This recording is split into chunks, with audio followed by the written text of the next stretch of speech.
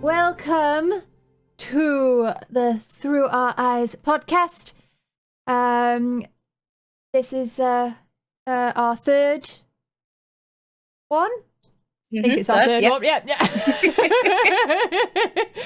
With our hosts, the absolutely wonderful and lovely, radiant Artemis. And, thank you very much. And me. And the equally radiant and fantastic Dracthonia. Today we have a very special guest with us today. We have Dr Kayross. Hello Kay, how are you doing? Doing well, thanks, doing well. Busy few weeks, but I'm very glad to be here. How are you two doing? Not too bad. We do have cats both next to us, which is excellent. Yes, I mean, cats do make everything better. Yes. It's all right. People are loving the fox that you have in your setup. It is a nice setup. So yes, definitely feeling the tiredness, but I think that's a shared thing right now. What is sleepiness? But yes, so it's been one of those weeks by the sounds of it. But at least we get to have this lovely chat and hopefully share some insight into an interesting story with the wonderful chat today.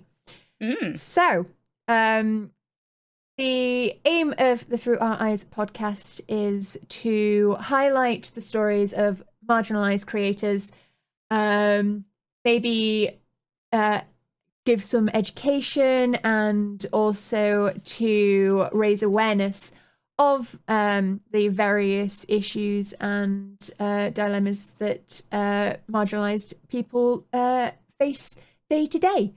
So, Kate, would you like to introduce yourself, your content, your aim in life,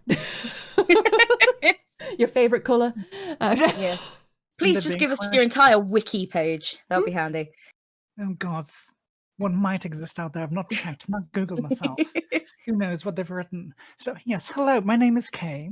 I will type in the chat as well. Then you get to see my username.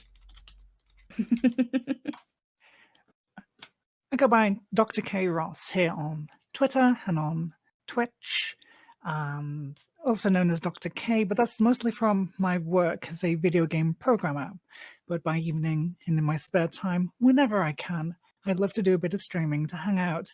Old games or new, maybe a little bit of art, sometimes a watch party, but the important thing is always just a nice, laid-back, comfortable, warm, chatting environment as we're doing it. Nice and laid back. That's what I like to do, and that's what I love about streaming. And I'm very, very happy to be here. Thank you for hosting. Thank you for being here. So where does the doctor part of your name come from, for anyone who may not know? That comes from a PhD. I was a physicist. You don't have a PhD.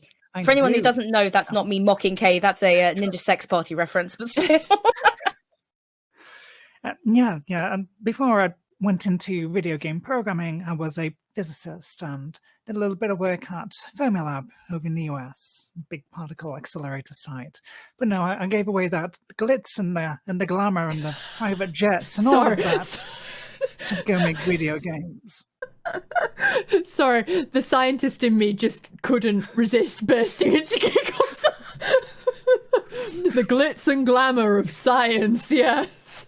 Glitz and glamour of particle physics. It was a very, very fun few years of working in a shack in the middle of prairie land surrounded by mice and them leaving their leavings all over the work machines, and yeah, very glamorous. Excellent. So not much has changed then. Well. Less mice.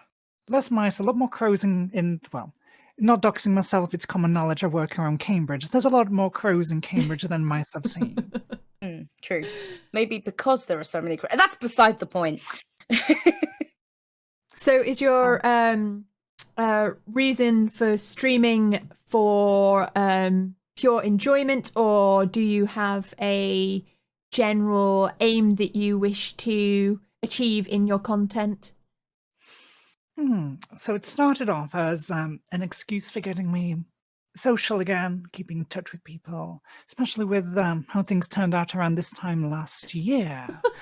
And it was just going to be, I'll do something occasionally, see how it goes, stay in touch with friends I already know, but it's grown, it's snowballed, it's become more and more. And the bug has bitten. I would like to see how far it can go. However, in terms of final goals which I wish to go to, I'm afraid I can't answer that because I don't know if anyone from my daytime job is listening, so let's just pretend there's no conflict. But there are ideas, but not necessarily plans, I guess. Then passions. Indeed. If I can hang out with more people, the better. If whilst hanging out with people, I can talk about some of my experiences. Maybe even teach a little bit about physics as we go. That's fantastic. I always wanted to do a little bit of teacher physics videos. Just not sneaking physics into everyone's lives. That Kay coming around here giving us physics lessons. Surreptitious teaching. Oh no, you mean sneak learn. Oh dear. Right. So today, what is it that you are wanting to talk about? That is a good question. So when the call came around to fill in the questionnaire to be on this show, I barely remember doing it. It was right when we were doing the first Through Our Eyes stream. And I think I put down life and issues as a trans femme or trans woman, and medical transition and turning my life around. So that's a very long title. That's a lot of material to go with, a very wide thing. So I guess I'm here to meander around those topics for a few reasons, I think. So over the years, I mean, I've always been visibly and openly trans in the public eye with my work and then with streaming. And some people have got back in touch with me afterwards saying, that was very helpful, I didn't know that, or that was very helpful. I've been dealing with things internally for a while, and that's given me a little hope to go forward. Not to sound all big in me boots and all of that, but if I can help people just by chatting about stuff I've gone through, then I'm very, very happy and looking forward to do so. And not because I know secrets and whatnot, it's because the general processes, the general topic, the subject isn't widely talked about accurately. When I was at school, it certainly was not talked about at all.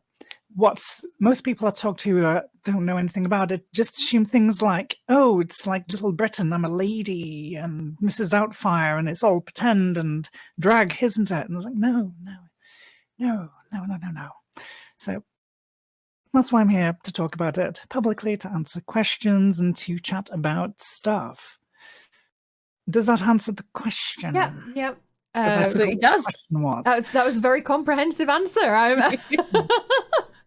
I'm massively impressed that you managed to keep the train of thought with that, because right. I think in the exhaustion, Drac and I took a momentary nap and then woke up like, we're still on topic. Oh my god!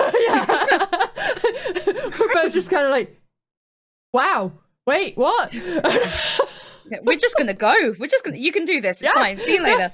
See you in a couple of hours. But no, that was a fantastic answer. So we're here today to really talk about your trans experience and trying to, I guess, erase some of the stigmas and some of the ideas that have come out mostly through pop culture, as you say, like Mrs. Doubtfire and misconceptions misconceptions and misunderstandings, whether that's through ignorance or just through lack of information being available, easily. Mm-hmm.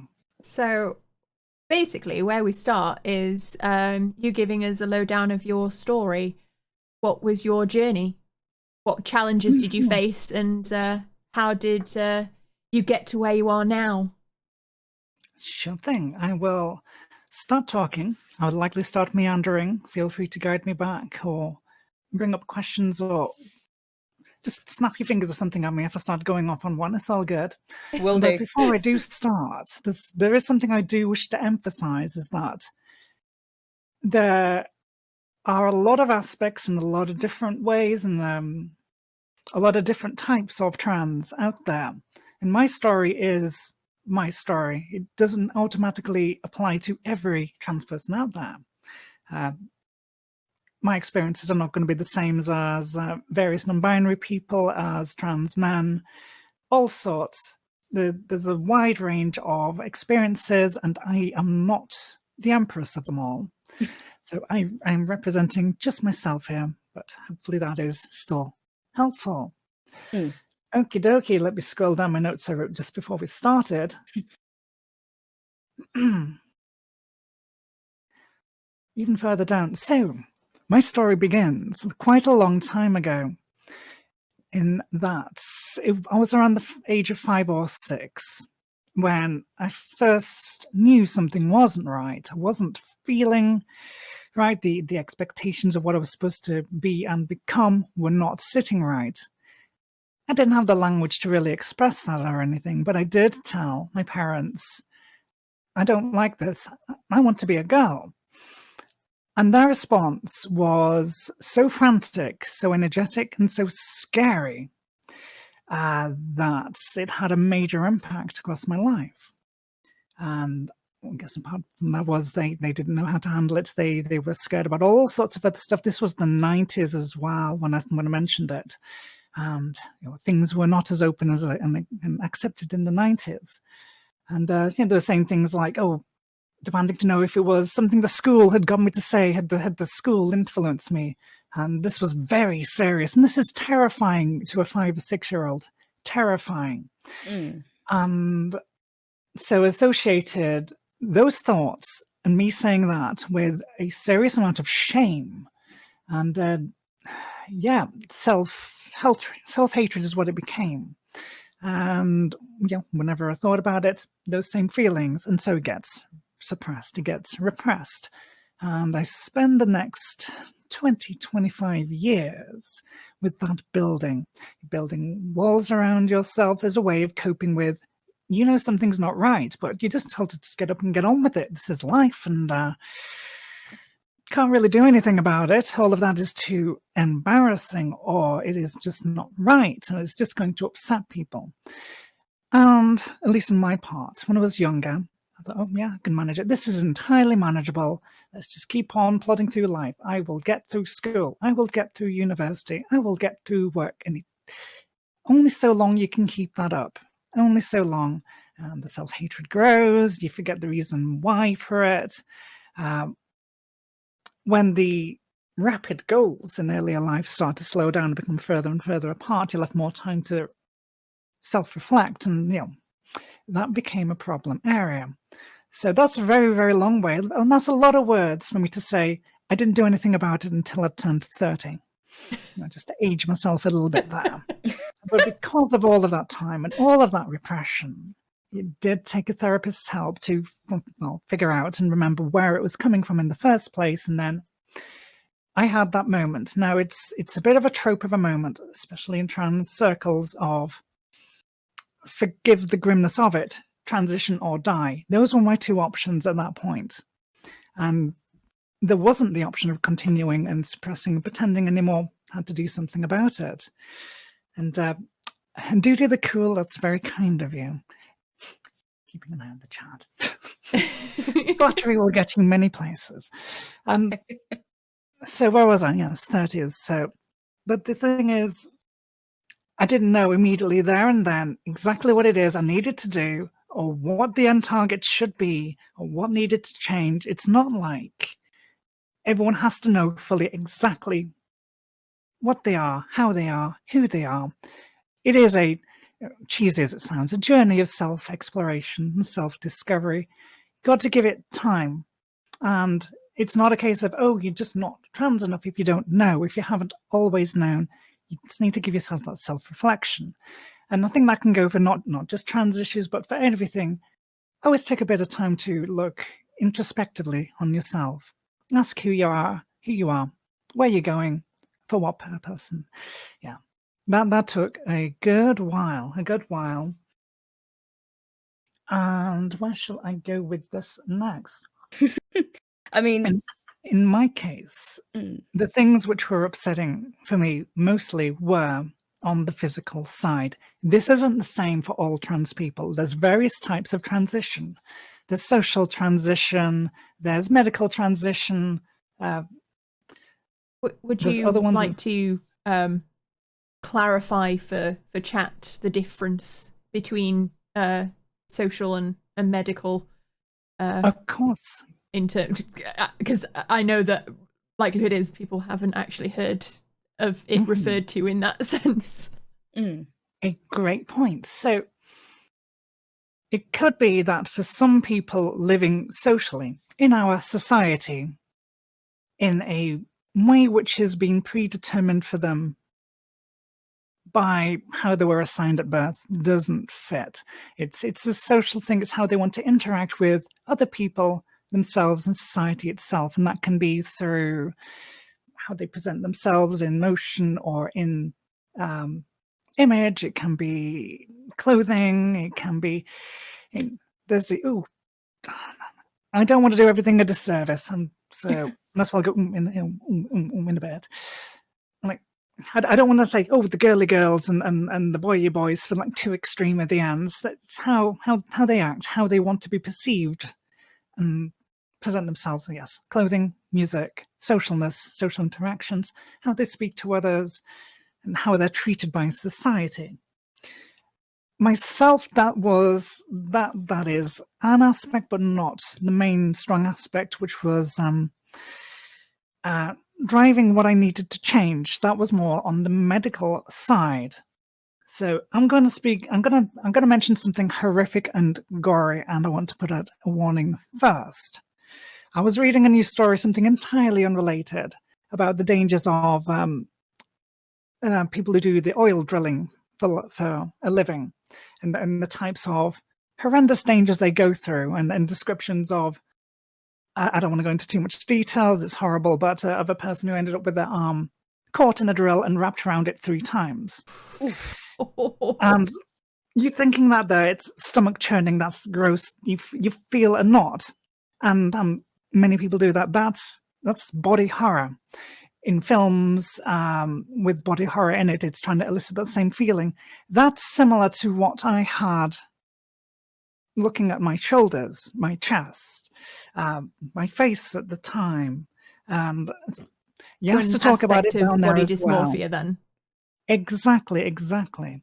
So that was even diagnosed with dysmorphia by my therapist as well. That's where I started out. That's what I ended up with all the repression and then growing up with the body changing in a way which isn't right. And I needed to get this corrected for me to start feeling like myself, and then for me to start partaking in society again on that social transition side. So that was where my first part, my main aim of getting sorted, that's where it came from. Can I Does that make sense? I just that phrase of my body changing in the way it shouldn't is so.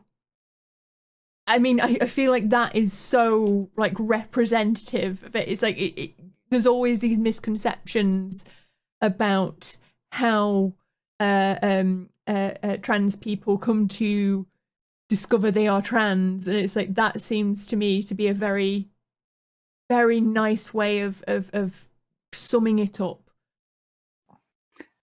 Thank you. Though, again, to emphasize, this Obviously, isn't true for all trans people, but for me, it's everyone's got a different journey. Mm-hmm. So, but what to do about it, I guess. So that is, I guess, part of why I'm here is to talk about these stages I've gone through, these steps I've gone through.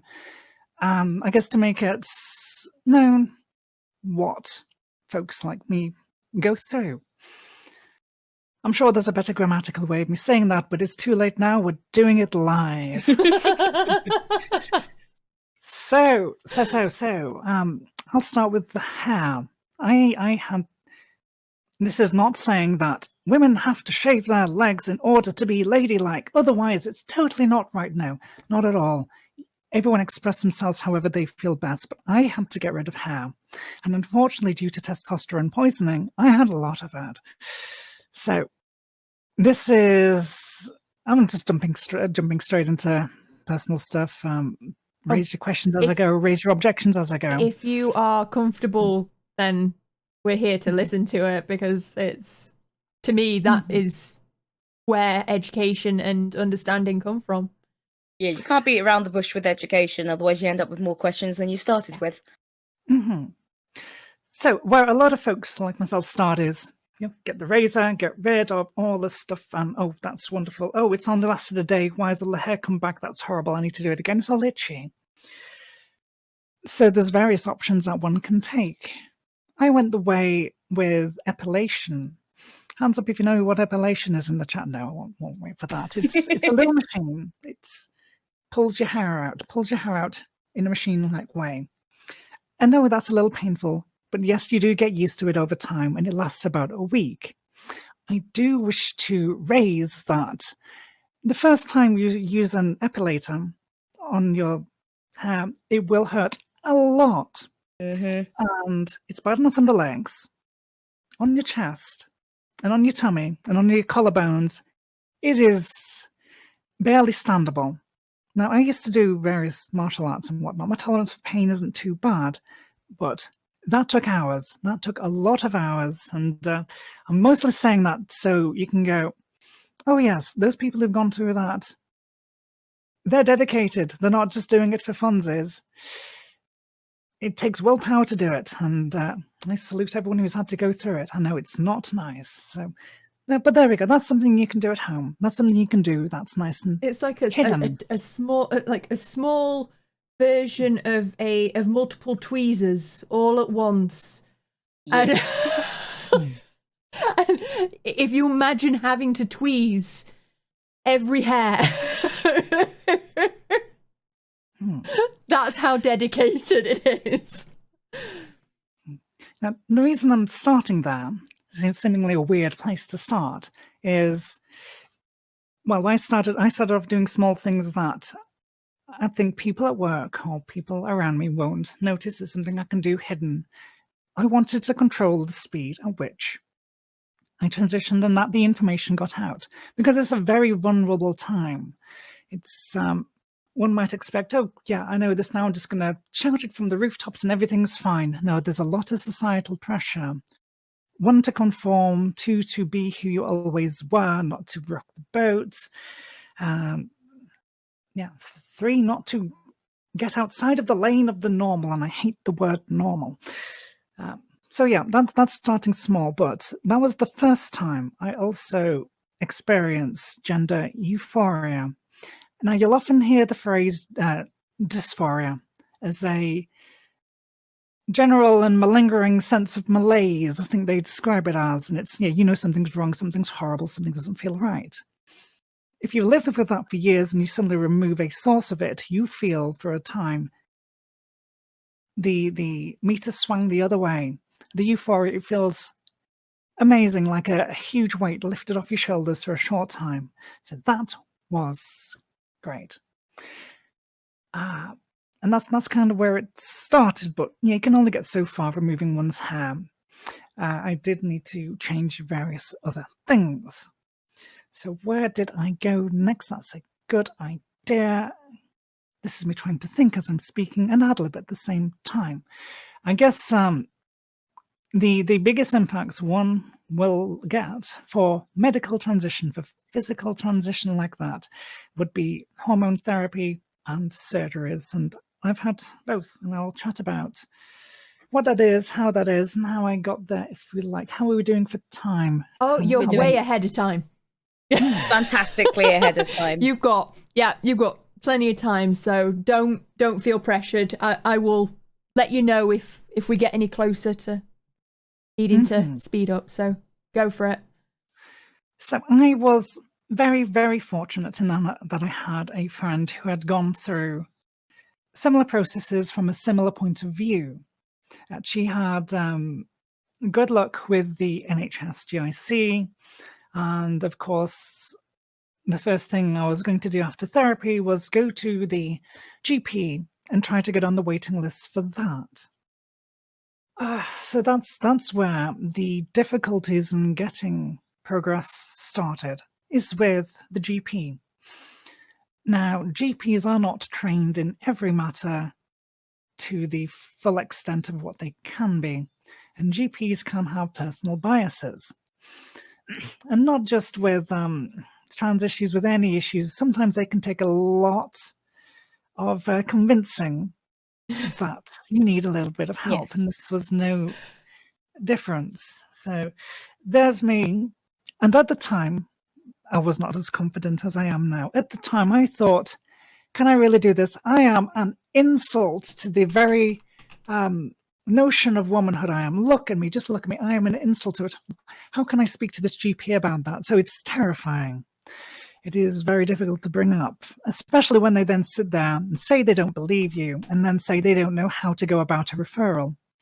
And so you have to then go and train the GP how to write a referral. Go do it yourself and just hope they actually post it. Mine took 3 months to post it after that. So the first bit of advice I'd give on this long and meandering talk tonight is, if you're in the position I was in, your options for GPs are varied, hopefully. Ask about for a GP who knows about trans issues in your area and see if you can get them to help. It might save you a little bit of strife. It is a bit of legwork, and it shouldn't have to be done, but that is some advice I would give. So to quickly jump in, just before we carry on, for anyone who may not be from the UK, a GP is your general practitioner. So that's your local doctor. That's the person you go to start accessing other medical services. Mm-hmm. So that will be your first port of call. You try and go anywhere else, they're like, well, have you seen this one specific person who lives in your hometown? And then you have to go to them first. And also remember that you are not stuck with the GP that you are assigned. You can move through any of the ones that are in your practice. You can move practices at any point. You are allowed to change and look for another GP. So do not feel like you have to stick with the one that you think you need have been assigned, because it's not the case at all. Yes, we've discussed this on previous episodes about being your own advocate, because obviously, although it's not exactly the same as Kay's journey, going to ask for, information and help with trans issues and, actually progressing down that path. I know Drac and I have both experienced having to train the doctor when it comes to chronic illness and things like that. So I would always say... Let's not even get into my experience today. Let's yeah. We'll get into that later. But I mean, if this was sort of similar for what you'd recommend, Kay, that would be handy to know as well. But I'd always say try and write things down as you experience them. If you are feeling a certain way or you've had a certain thought pattern, it's something that you want to make sure you mention, write down when it happened. And actually take a list with you, because it can be much easier to get them to refer you if you have a backlog and a history, rather than them saying, oh, this is the first time you've come in, we'll have to wait 3 months.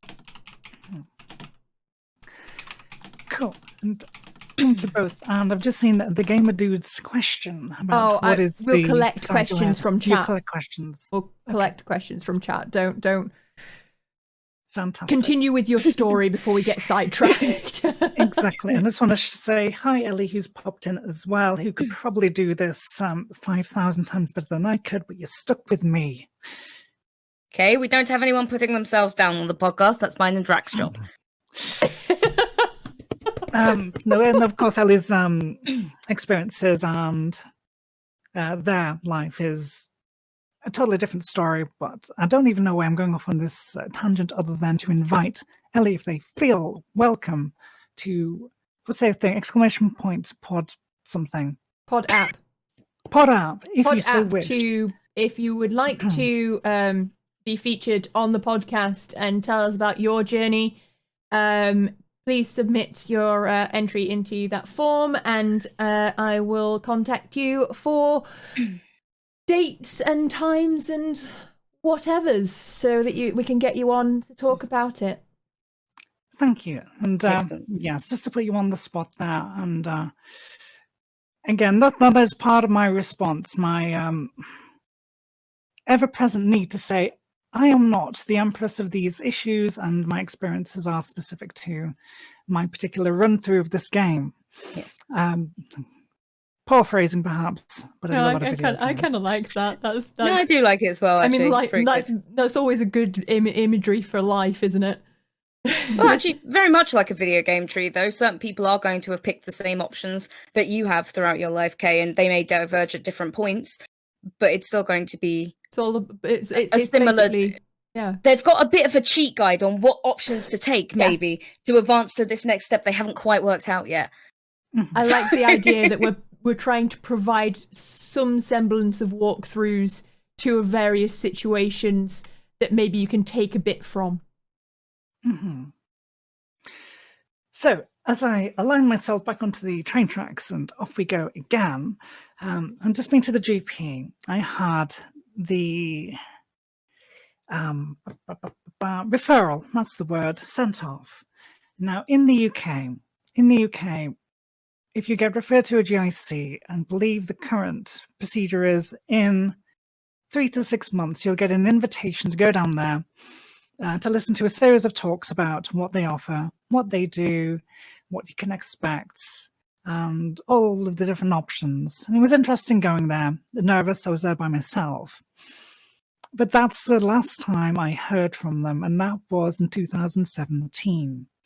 So as a bit of a spoiler for this story, the NHS GIC has not really done anything for me. And to clarify, GIC stands for? Oh, good Lord. It wasn't meant to be a pop quiz. Was it Gender Identity Clinic? It is. I was getting stuck because my brain was stuck on the word gendered intelligence, which is a Twitter account. Yeah. Yes. Gotcha. Quick shout out there. On we go. Yeah. Anyway. So they're very oversubscribed. They're understaffed, underfunded. The government keeps trying to, and the courts in this country keep trying to interfere with them. And also, from my point of view, my opinion, and whatnot, a lot of their practices are based around slowing down treatment, gatekeeping. So it can take a while to get through them, especially with the waiting lists.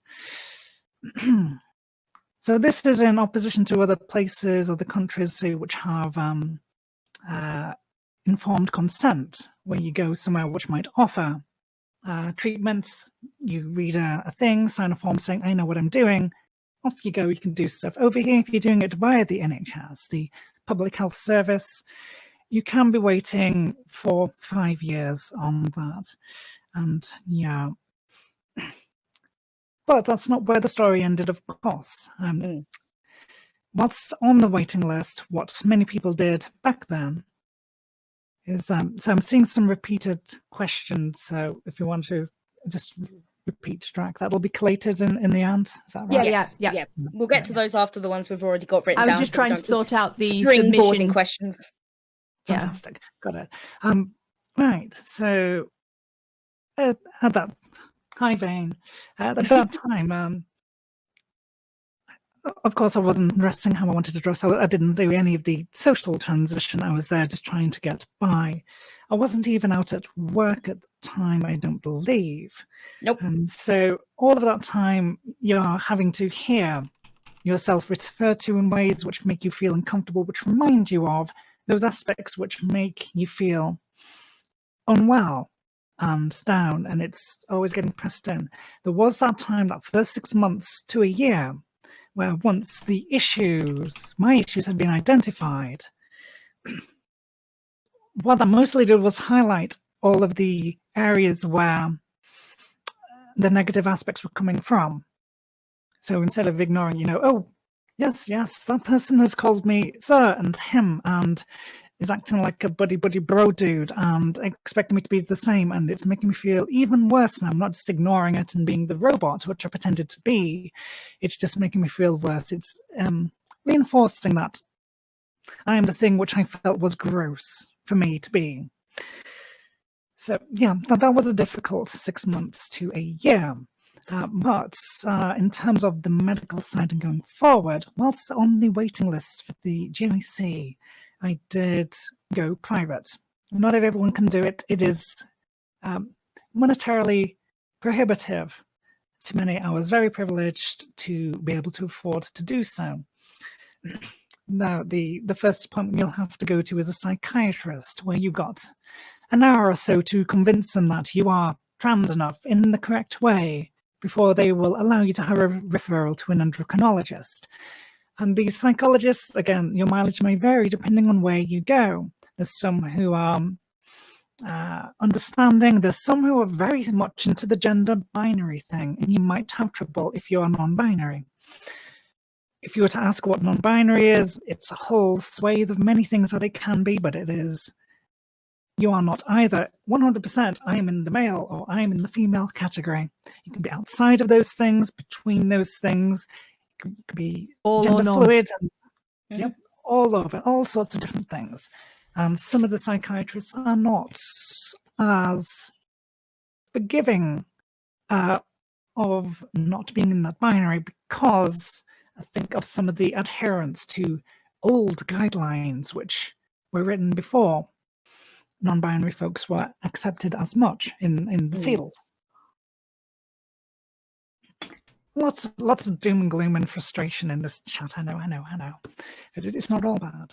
If it's lived experience, though, it's important to highlight, because if other trans people are listening, hopefully, I think it's like reading a good novel in a strange way. Let me get through the entire point. But you know that your lived experience isn't always going to be sunshine and rainbows, and there are parts which are going to suck. And while that's not good, and while that shouldn't be the case, the fact knowing that, at least for you, you know, there appears to be a light at the end, and that it was worth going through, and understanding what hurdles may be there and not having to run into them headfirst on your own, hopefully that does make it a bit less difficult for others to deal with. Although, of course, you've had to still go through it yourself. Exactly. And what I would always emphasize is, like with the hair removal, the pain is temporary, the benefits are real. Keep pushing through. You can do it. Sorry, my cat's being rather inappropriate. I'm just I tried tapping her and she wouldn't leave, so so sorry, Kay. Okay. Oh, now she's attacking me. Stop that. But the psychiatrist I did go to was lovely, kind, understanding, and helped me.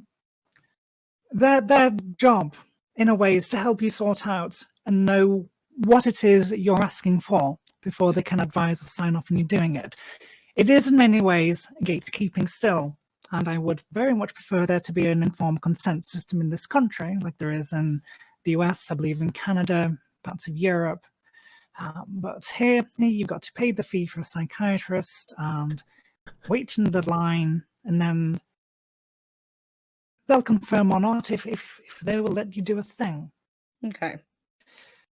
Then comes the blood tests, and I'm afraid if you're going on to HRT, you're going to be doing a lot of blood tests. So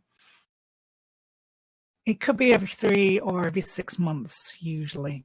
And some of them will just be the single vial for hormone levels. Some of them will be multiple ones for your liver function and all sorts of other stuff to make sure things are still working okay. And why is that? Just right to be open about why they're doing those tests. Of course. So before you see the endocrinologist, or even before you see the psychiatrist now, you get a full suite of blood tests to send to them. And they, from the hormone levels, because you're usually going in for HRT, which I'll describe a little bit, a little further on. But they are, that's hormone replacement therapy for your sex hormones. So you've got estradiol, you've got testosterone, those are your main ones. There's all subcategories, different types. Those are the two main. And you'll have those to start with, so you know, oh, those are your T levels, those are your E levels, and which ones you need to go up, which ones you need to go down, depending on what your aim is, what you're trying to get out of it. And they'll test that to make sure it is, that word again, normal, in normal range. It's a weird thing medically and scientifically because humans don't come out of a factory. We're all put together slightly different. And we might not all work or respond to medications in exactly the same way. And that doesn't mean that there's something wrong with you. It just means that people have treated a human as a single model from the factory. It doesn't work like that. So they will take those sex hormone levels and they will monitor them routinely to see what the medication is doing. Now, the other stuff regarding liver function and insulin and all, I forget exactly what's on it, but it is one looking for underlying health conditions, which might cause them to hesitate helping you, but also some of the medication you can take can stress the liver out a little bit, and they want to keep an eye on that. Now, that's not to be scary that, oh no, this is doing damage. It's just you got to keep an eye on it just in case. Depends how your liver's taking to the tablets. If you're on the tablets, that is. Well, the blood tests are easy to do. You just go in, you sit down, they poke a thing in your arm, away they go. It is, of course, going to be more difficult if you don't like needles, but you get used to them after a while. You do get used to them. Yeah. As someone who has had a phobia of needles, eventually you do get used to them the more that the doctors poke you. You can also let, most phlebotomists, so people that work with blood, are aware that people don't like needles, and you can ask for different kinds of needles. Some of them are called butterfly, which are slightly easier to use and actually sit against the skin. And you can also ask them, to just keep talking. There are lots of ways to get through blood tests if you are not a huge fan of them. But as Kay says, if they're every 3 to 6 months, you do get used to them. Mm-hmm. They're still not fun, but they ain't scary any longer. So it was August 2018, just before my birthday, that I first started HRT, which is a huge milestone for a lot of people in my kind of situation, because HRT is in many ways, or can in many ways be magic, not actual magic. It's just the fun way of saying that the response to them can be life-changing. It can change things, be far, far beyond what one might expect, what one might hope. But I've got to be clear, that's not to say that that will definitely happen and it's the same for everyone. It's unfortunately very much your mileage may vary as to what happens when you start this medication. So in my case, previously being driven by bodily testosterone, going on to a estrogen-based sex hormone blood system, things that one might expect would be breast growth and fat repositioning around the body and the face. You might end up shrinking a little bit, and that's mostly, I believe, due to connective tissues, especially along the spine, just shrinking a little bit. You might experience one's muscle mass or muscle density to be a little less than what it was before. Alanda, I can hear some mic problems. Is it on my side again? It was misbehaving. Yeah, your mic's crackling. Yeah, I believe it's your audio input or your card again. Thank you. Darn your audio card. Also, Sai, can you keep an eye on the stream health? So it was dropping frames and had to overload for a second there. Can you hear me? We can hear you. Yeah. Is it better? Won't know until we've spoken for a moment. You need to speak a bit more. But we can let you know shortly. Yes, I've just power cycled the thing and hopefully it's recovered a little bit. It's this Focusrite Solo thingy. Anywho, yes, the effects of taking estrogen. Yes, it is the feminization drug, but it's not like an illicit thing. It's not weird chemicals baked up in a factory, Breaking Bad style. No, the tablets they will usually get you to start on. They usually prescribe to regular cis women with just hormone imbalances. It's just a little 2 milligram tablet of estradiol. And it's these ones which you ingest and, of course, get digested, where the impact of the liver might happen. So that's why you're having those liver tests on those. And they'll start you off on a very low dose, very low. But it's still enough to start feeling stuff. You can feel maybe a little tired to start with the first few weeks. But you soon get over it. There can be a big change to one's mood. Now, it's an anecdotal thing. I don't know how much. I don't want to say truth. I don't know how much weight is behind it. But one of the anecdotal ways of describing it, which has been used, is that some folks have brains which work better on testosterone. Some people have brains which work better on estrogen. And if yours works better on estrogen, but it's been fed testosterone all its life, the feelings are a bit icky and worse than what they would be. Switching to estrogen, things work better. The mood can improve so much. And it's not to say it's just take it in you're stoned and all of that. No. It's just a difference in your brain chemistry and then you getting used to it. And it is fantastic and was great.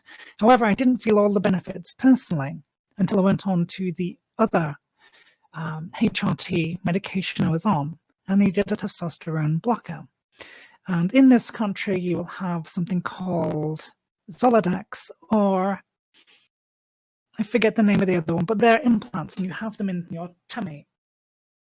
Oh, there we go. And they alternate them on each side every 3 months. It's like a big needle that they shove in and go, and it hurts. But it's only once every 3 months. And that essentially drops your T levels to not exactly zero, but close to zero. Usually even lower than that of a natal woman's T level, because everyone makes estrogen and testosterone in different amounts. Everyone. Women, men, non-binary, all folks. But yeah, that drops it out. And yeah, my mood after that, my thought processes, my depression was all radically different. And that was what I needed most. But we didn't know that to start with. If it was going to be the little blue tablets, which had 2 milligram, then 4, then 6, then 8, the maximum dosage that you're having. I wasn't absorbing the tablets very well. But that blocker, that made all the difference. Oh, there we go. And then, because the tablets weren't working too well, they have a threshold level of estrogen in your blood they want to get to. It's a relatively low level comparatively, but that's the target they try to get to. And I wasn't getting it on tablets. Then they tried me on gel, and this gel you just smear on your thighs and your tummy every morning, and maybe every evening, depending on the dosage. And that did even worse. But because your blood tests are not always accurate, they didn't catch that. And for a period of about 6 months, I had menopausal symptoms, and it sucks. And I don't recommend it. Just from having a too low a level of sex. I don't think anyone would recommend. No, I get what you mean there. So yeah, the hot flushes, the sleepless nights, yeah, not good. But I eventually went on patches. So in the UK, if you go through the official means, they have the tablets, the gels, and the patches as options. And luckily for me, oh God, I don't want to show my belly to everyone. It's going to put everyone off the lunch, but I've got some patches on. I replace them once a week, and that's doing me good. It's got my levels just right. So there we go. So get them in. Sorry, go ahead. So you had your two hormone medications, and then you what happened then after that? What was the rest of your journey? Mm. Yeah, so the next step up from that is time. This thing takes time to really make the changes, and it's subtle.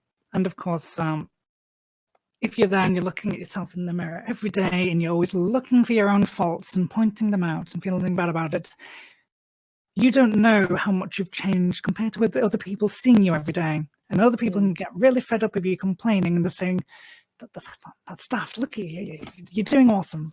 So your friends of people going through this, be warned that there might be periods of that, but please be supportive and understanding. But okay, next medical steps, because I've gone on about tablets for long enough. Yeah, something I did do. Wanting to do a bit of a break soon so you can sort out your audio card. So I thought, yeah. Is it doing the same thing again? Yeah, correct. Getting a little breaky. Oh, right. So I'll have a break soon. I'll swap audio device afterwards. No problem. In fact, the thing I was going to chat about next is voice therapy. Just to go with the microphone thing as well. Do you want me to restart the power on this first? Yeah, let's take a quick couple of minutes break, because we do have another thing we can talk about for a moment. Yeah, and we can get you all sorted, and then it seems right that if we're going to be talking about voice, that we should have good quality to best demonstrate. Chat is saying it sounds better now. How does it sound? It does sound better. Fixed better, or I wonder if it's the cable. Yeah, I'd say that's a massive improvement at the moment. Right. Should we continue? Yeah, it's been called out, and now it's hiding. Cool. So... Right. Yeah, something I was doing along in the background was voice therapy. And again, that's another thing, you got to dump a bunch of cash into here. And I was very lucky to be in a job where I could afford it. And again, I don't want to spend too much time on it. I mean, I don't have the most perfectest voice in the world, but it's certainly more comfortable for me than it used to be. And it's what I sound like now. And yeah, it's all good. It was time worth spent, but it did take about a year, and it's daily practice for a year. But it's only, say, 10 minutes a day, and it's totally worth it. And if you were to hear what I used to sound like, I'm not going to try to do that. I'm not going to play a recording of it. But if I could improve things for myself, then there's hope for pretty much anyone out there. So keep at it. But there is so much conflicting information on the internet regarding voice therapy and voice training. And a lot of it is conflicting. And a lot of it is damaging to the muscles in your neck and to your voice box. So whilst it's all high and mighty me saying that I recommend seeing a professional, but I do recommend seeing a professional who will help you to speak in a way which won't hurt you or tire you out over time. There are other options. There are surgical options. I haven't gone with that yet. But there's various ways that people can get surgery on their vocal cords to change their resonance, to change their pitch, and there can be phenomenal results. But also, it can be a dangerous surgery, and you do need to make sure you don't speak for like a month or so afterwards, and then only whisper, then talk sparingly for a bit. So if it's something you're considering, also consider the downtime afterwards. But there are options for that, and there are some very good success stories from it. Right. So there's various options based, on what, it sounds a little bit sad, unfortunately, but based on what you can afford, but also what you can afford time-wise, and also, I guess, how long and how quickly you're expecting results as to what option you may try and what you may want to be considering. And exactly. Based on what it is that is particular to your situation of the things that you are wanting to change or adjust for your comfort and your expression of what it is that you want or feel is the real you. Exactly. I mean, so for some folks, they are happy with their voice as it belongs to them. It is their expression. And for some folks, they can have very bad voice dysphoria. It was an issue in meetings and speaking with friends. It was getting in the way of everyday life, which is why I went for therapy there. We are talking about voices, Anna, by the way, who on this topic would have some information, by the way, but I know we are limited somewhat on time. Should we go on to other bits? So while that was in play, whilst the drugs were in play, the other things I knew I needed to do were to do something with my face and also do something with the bits downstairs. The genitalia, if folks have been waiting around for that. So face-wise, it's the thing you usually say every time you look in the mirror, usually. And as mentioned a little while ago, there was some dysmorphia associated with my past there. And I could not see my father's jaw to start with. And yes, I partook in my company's share scheme. I bid my time over 3 years. And thanks to good fortune, it was through that I was able to afford some work on my face. Now, what I wanted out of this was not to become a magazine cover person, not to become traditionally beautiful. What I was going for was what the place I went to, facial team they call it, often, that is, they just cut out the masculinity. They cut out the areas which have grown in bone due to being on testosterone. So I would, in theory, have my face still, just with the areas which make me feel bad, reduced. But there, again, there are options out there, depending on what you need, what you want to get away from or get to. But that is what I was looking for in a surgeon for FFS. Which I'll try to say and get the wrong way around. Go ahead. A question. This again might be due to my own ignorance on this factor. Doesn't the hormone treatment also have an effect on your the distribution of fat on your face to make it in itself a more feminine feature or masculine feature, depending on so you may not need surgery? Exactly. Yeah. That is exactly right. Cool. And it's a good time to pop back on a topic and say, you do not have to have any surgery to be trans enough. You do not have to have surgery to be traditionally feminine enough. No. You do what is right for you and your face and your life. Do not feel forced to have to go through that same path if you don't want it. But also, yes, please do know that hormones can alone make a large difference in your face.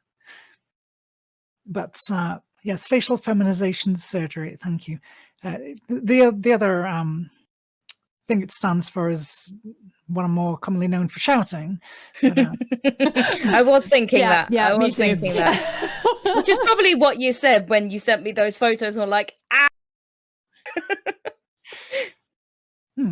So in my case, not for going, oh, yes, people complimented me all of the time and all of that. I had comments that, oh, yes, your nose is fine. There's no need to change your nose. I did have work on my nose because it had been broken in jiu-jitsu. years ago. So whilst I was getting everything else done, yes, I did have. Honestly, I'm jealous. No shape. But the more important things were the brow bone and the forehead and the jaw, which is maybe still a little large on me, I know, but I needed some of the jaw removed and some of the struttingness removed. And for those who want to know the gory details, they essentially grind down brow, which is sticking out. They can reshape the part in the front of your forehead to give it the shape you're more going towards if you want it. But the jaw, they go in through the mouth, they cut bits out and pull it out. And the people who do this are very well practiced. They're usually very, very, very safe and very supportive. Usually in good hands. But this is major surgery. And say in my case, the drawback to this is I do have some nerve damage on the front of my face, and I don't feel this part of my chin properly anymore. And it feels like it's constantly swollen a bit, even though it's not. But that's a tiny trade-off I was willing to give to get rid of a source of constant depression and dysphoria. So that's why I went for that. Oh, and I've got to say that after coming back from that clinic, almost immediately, my confidence in public was an order of magnitude higher than it was before.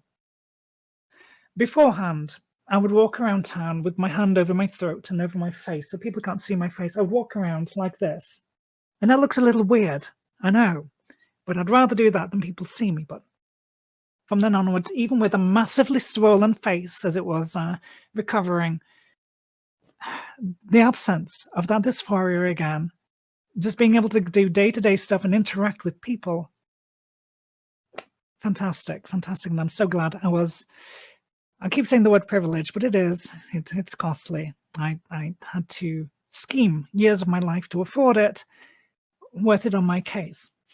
What I would say is the NHS should be providing this. This isn't just a cosmetic, just beautifying.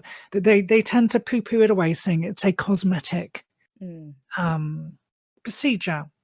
It's, in my opinion, no less or more cosmetic than any other surgeries related that the GIC might offer, in that it is a barrier to many folks for getting through their life. And exactly as I'm seeing in the chat, it's very important for people's mental health. Yeah. There have been some studies, I believe, or at least some papers done, some counting done, saying that the productivity of folks who go through the surgery and live their better lives and just get on with stuff and pay their taxes back to the government more than makes up for the cost of it being supported on the NHS if they did it. So why haven't they done it yet? Complain, complain, complain. I think Scotland does offer it. Just England and Wales do not. I'm not sure about Northern Ireland. Anywho, so that was a big step for me. The next big surgical step was the other surgery. How much does everyone want to hear about genitalia? Everyone's favorite I mean, topic.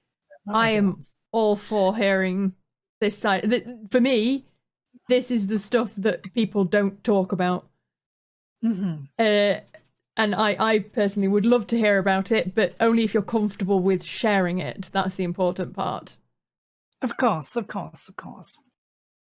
So, for those who may not know, I mean, of course, it's no secret that once upon a time I had a penis and I had testicles, and they were very, very upsetting. And they felt, you know that anecdote with the arm and the minor, the oil, yep. Feeling that every single day, just against the skin down there, almost making me feel sick sometimes. So the way that I get around that, or got around that back in the day, was something called tucking. And for those who want to know, that is the act of, I'm on camera there, two little dangle bits go inside, a bit goes around the front, and is then held in place. And then you can't feel it on the side of your legs. And it's, again, gender euphoria. You can't feel it. You don't need to think about it. Fantastic. I wish I discovered it sooner. But God, is that uncomfortable to start with, but you do get used to it. And the longer you're on HRT, the more things shrink a bit, the easier it is to do. Now, this is at least part of the story, which didn't cost a whole bunch to start with. Now, to maintain the tuck, I had, what the hell do you call them? A gaff, they call it. And I made a gaff out of a sock and the band of some tights. And you can buy them off the internet for like £20, £30. Ridiculous, no. You get, oh God, let's take a sock off. We've got a demonstration here now. Oh God, I've got bits upstairs, but quickly, TOS, go to an ad. Cut the top of the sock off, and then you get the band of the tights, and it just goes through the hole there, and you wear it like underwear, and that keeps things in place. Fantastic. I'm sure so many people are like really appreciating that information, to be fair, because you probably have to search and try and figure that out. Yes. For anyone just listening to the podcast, you can actually buy underwear with gaffs sort of built in now. I specifically know, because I was looking it up a while ago, that some sort of transgender fashion designers have started making, affordable underwear for trans people, so that you don't have to jerry rig a sock and some tights together, or spend your life savings on some underwear that actually works for you. So you can Google that fairly easily. And if you are just listening to this and you're like, what the fuck, you can also pick up a sock if you want to imagine this as well. Yep. And and 2 layers of gaff on to keep things in place, because I like rock climbing. And you need everything kept in there tight and not slipping out, because slipping out is the worst thing. Not for, oh, folks know my secret or anything like that. No, it's just because of the sensation, and the reminder of it is so horrible and so debilitating. Yeah. So that was the placeholder I had before going and getting this thing sorted out. I know the questions from Chad are coming later, but I do want to respond to something I've just seen in there, in that being trans is not just about the genitals. That's exactly right.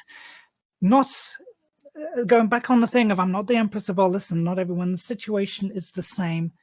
Not all people want the surgery. Not all people feel the same way about stuff. Some people can't have surgery. And for those who do or want to, there's different types of surgery with different results depending on what is right for them.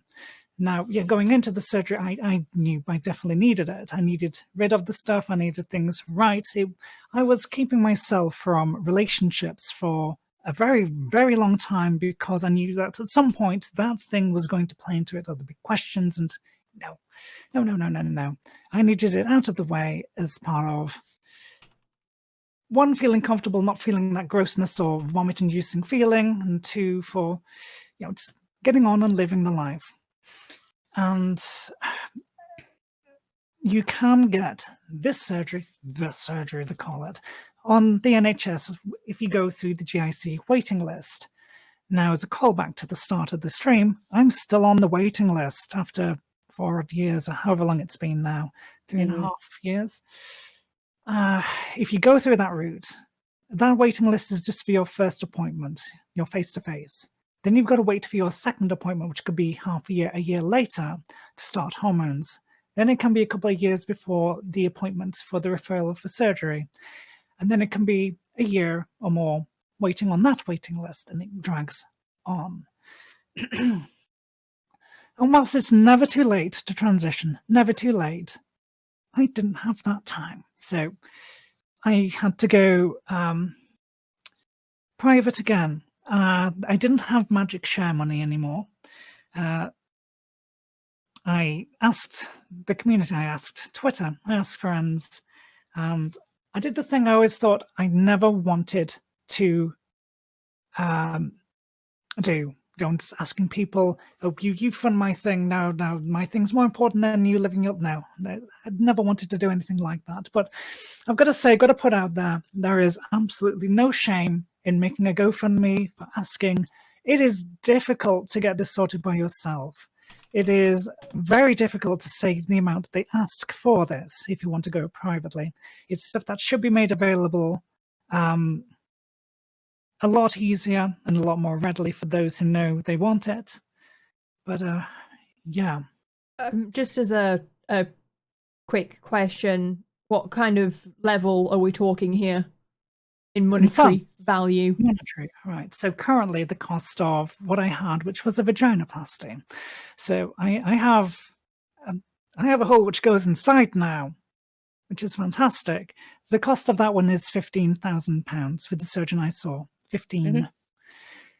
In comparison, the cost of the facial surgeries was a lot more, like 25, 27, just because they are less supported around and more seen as cosmetic.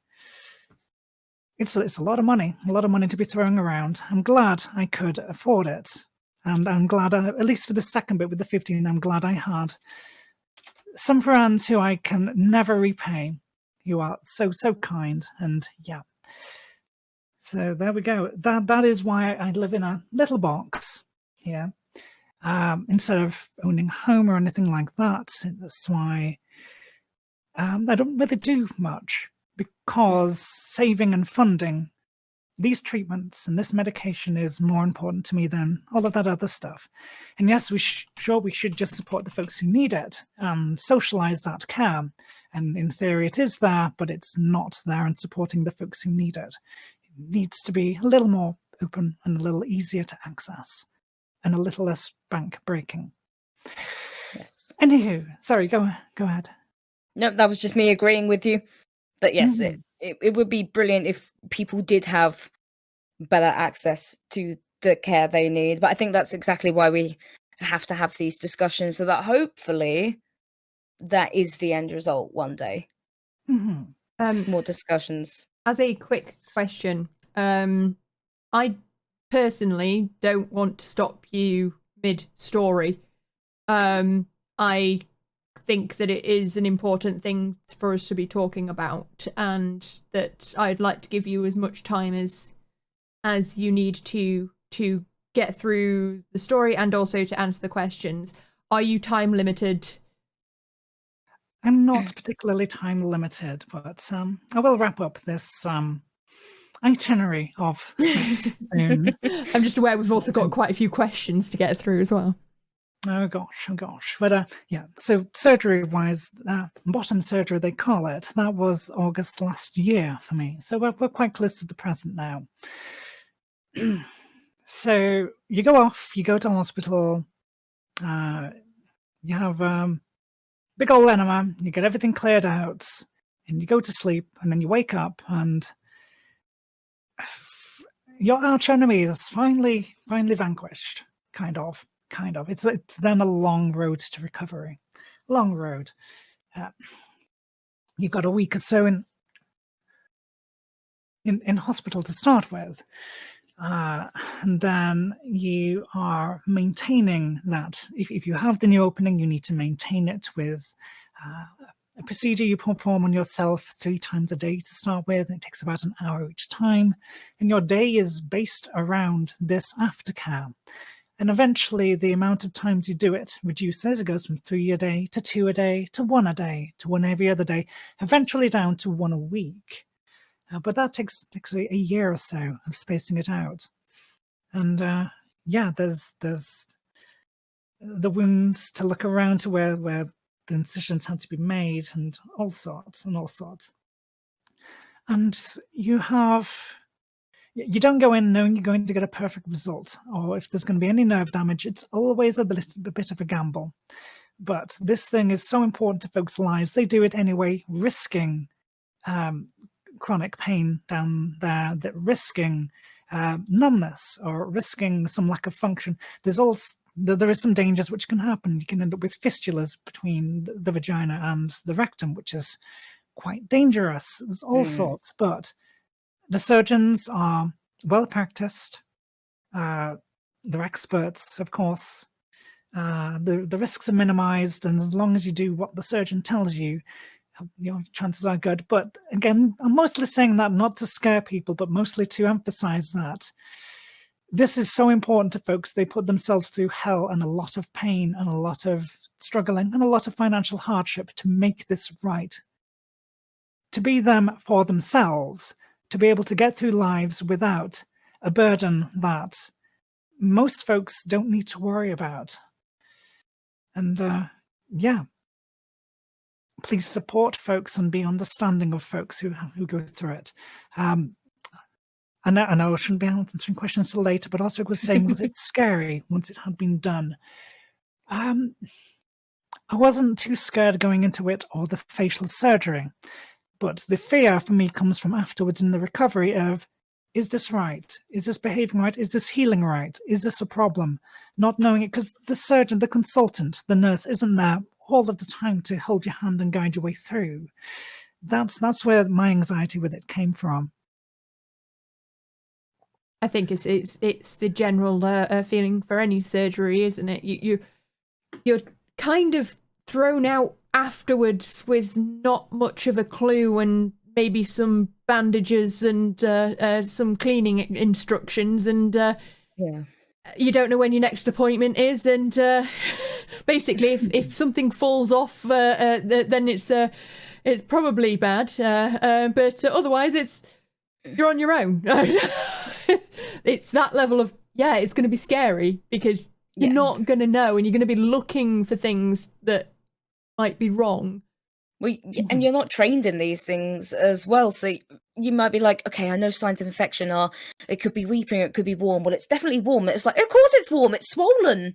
Like, of course this is fine. But you're not trained in any of it. You're not a doctor, at least none of us here are. Well, Kay is a doctor, but not the medical doctor. So I'm a genetic kind. Does that count? Gosh darn it, I'm the only one without a doctorate, and I'm sad. No, don't be. No, I have been medically trained, so hey. Here's the thing, that because of this exact issue, and folks aren't experts, what happens online is a network of support in areas of asking folks who are going through the same thing, and friends, you're making friends who are going through the same thing. Then folks compare photos of the surgical sites recovering. Is this normal? Is this right? Is this expected? And we end up being medical advisors to each other, and that shouldn't be the case. But we make and get the support where we can. So for those who might be wondering, oh well, what is it? I'm not going to take my pants down and show you. No. But I will say that please don't. Not on Twitch. That is a very different website. I'm not even allowed to say the words OnlyFans on Twitch, but gosh darn it, there was a hyphen, people. Oh, does it look like it's supposed to, and whatnot? And looks like it's supposed to. There's a hole where it's supposed to be. It's warm inside.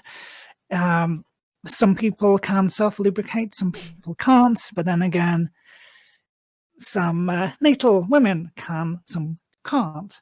It is as it should be. And it's as complicated as any other. It doesn't look like something else which has been cut up and sewn together to look something different. No, it looks just fine. And I'm very happy with it. Thank you very much. Yep. And all women are different anyway. Exactly. Like, no two vaginas look the same. They genuinely do not. Oh, we could have an entire podcast on vaginas. Just write that down. That's one that's one. Yeah, that's. I am okay having that discussion. But yes, so you've had quite a large chunk of the known medical surgeries to get to where you are now. It sounds like you had quite a supportive environment compared to expectation. Yes, I was incredibly fortunate. So when first deciding to go down this path, I didn't mind telling work. That was fine. I didn't mind telling friends. It was telling family, which scared the ever-loving bejeebus out of me. And the closer the family, the harder it was to tell. The closer the friend, the harder to tell. Thinking about letting them down, or what would happen if they didn't agree or didn't support. And at least in my case, the fear was a lot worse than the actual reality. I know for some people that isn't the case. For some people it is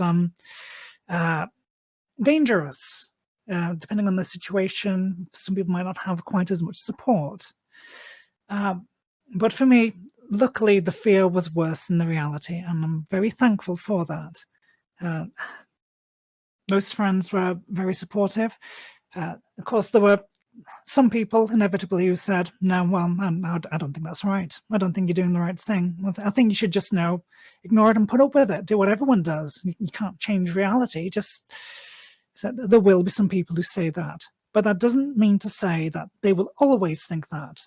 They might be having trouble. It might be a bit of a thing for them to mull over. They might change their mind. They may not. But the thing is, you do what you need to do for you. You don't live your life for someone else.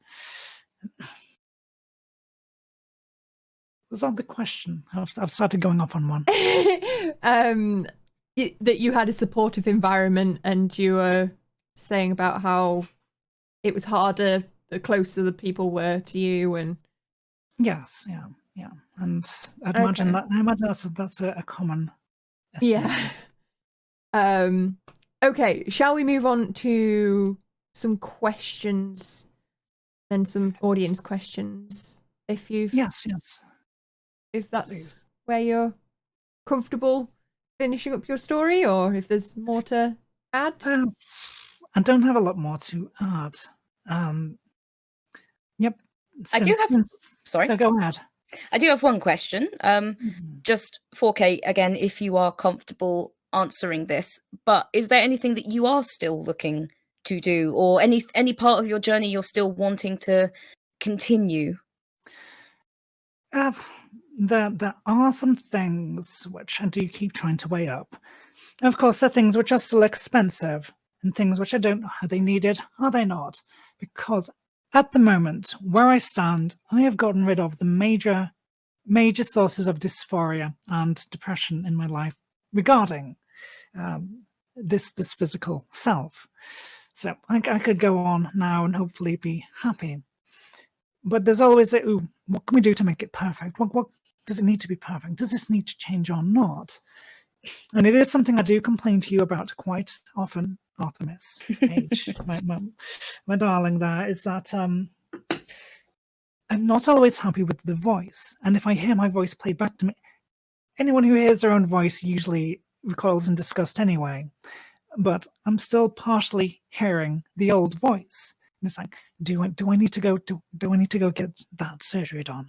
Do I need to risk that? And there is, of course, I have a broad chest because I went through puberty with a lot of testosterone. And I would like cleavage. But that is more of a, for me, I guess now, more of a, I don't want to say cosmetic, but that would be a nice to have. Fair enough. And I don't know. I mean, for folks who start taking HRT and they start growing their own breasts, they can grow to whatever size that their genetics predispositioned them to. 8 cups all the way to very, very, very, very large. Look at the draw, look at the genetics. And what I see when I look down now is not the shape that things used to be. There are breasts there, and my brain feels like it's correct with what it seems. But I do wonder sometimes, do I need to get augmentation for things to look the correct for me, proportion? So that's not a definite going to go for that, but it's just something I've been pondering I think It's that's something a lot of folks do, and I don't think it's anything to be ashamed of at all. I don't think that's a cosmetic thing, and I argue that it's the same for people who aren't going through transition. It's not. I don't think it's a cosmetic thing if it's something that mentally isn't how you see yourself. Yeah, and even if it is cosmetic, I mean, you know, we've put on makeup today because that's how we like to look, and you know, I moved. Yeah. Oh, sorry. Good point. I moved. I got tattoos. I'm covered in ink and colors because that's how I thought my skin should look. And if you decide I want, you know, 40 double G's because that is how I want to be, then fucking go for it. I mean, like, it's a fun idea, but although your back will hurt. Yeah, be prepared for the backache. Yes. But okay, so that's you're, despite that one little thing that you're considering, you've reached a point where you're comfortable and you feel you. Yeah. The whole feeling you, or something folks like to use a lot because it was touted as a way of understanding the situation is born in the wrong body. But it's not always an accurate, way of describing it. How would you phrase it then? I wish I would have thought about it beforehand, before bringing it up. So from my perspective, from my perception of it, it was my body, something horrific was happening to it. I did end up dissociating somewhat and feeling like something piloting a meat machine. But that's just how I dealt with 25 years of waiting.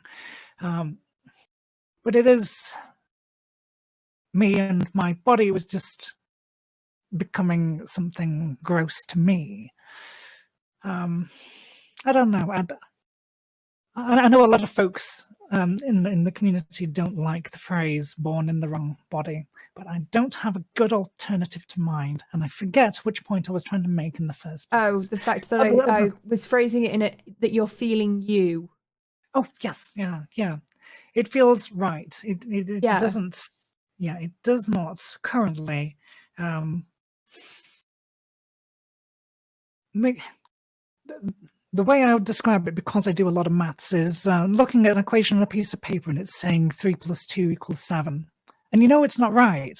It's just some ink on the paper that doesn't mean anything, but you know it's not right. And your brain's telling you it's wrong, and it's wrong, and it's wrong, and it's wrong. You got to fix it, and it's wrong.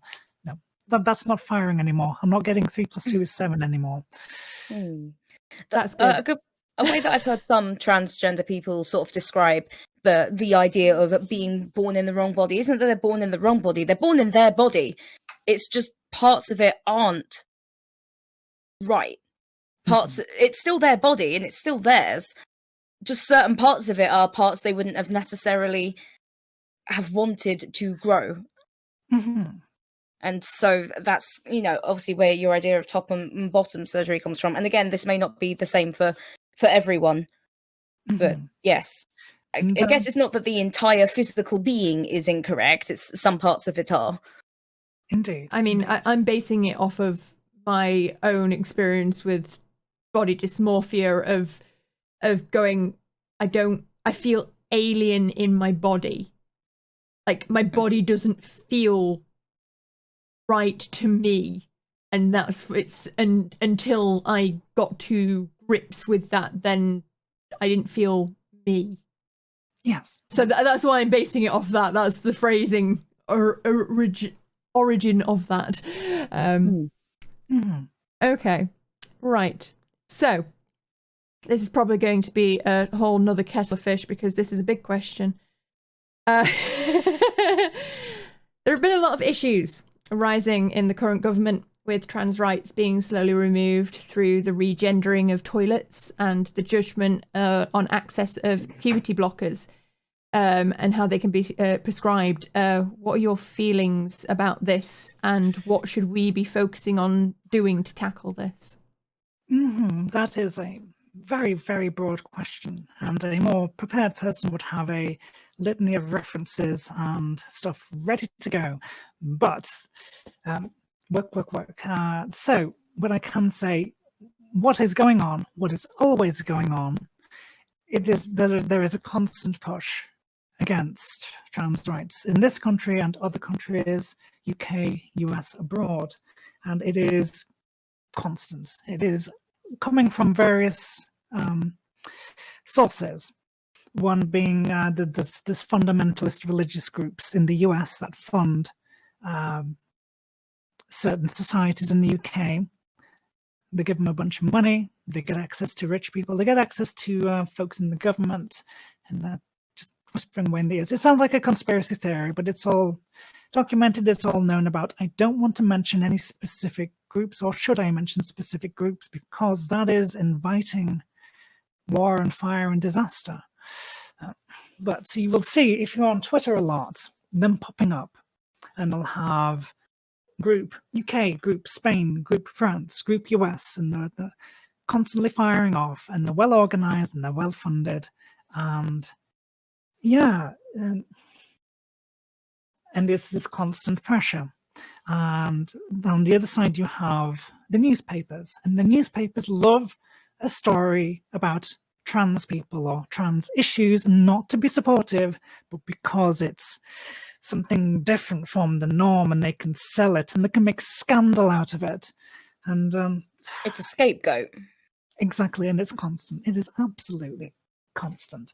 So but what do folks do? Can we put out the correct information?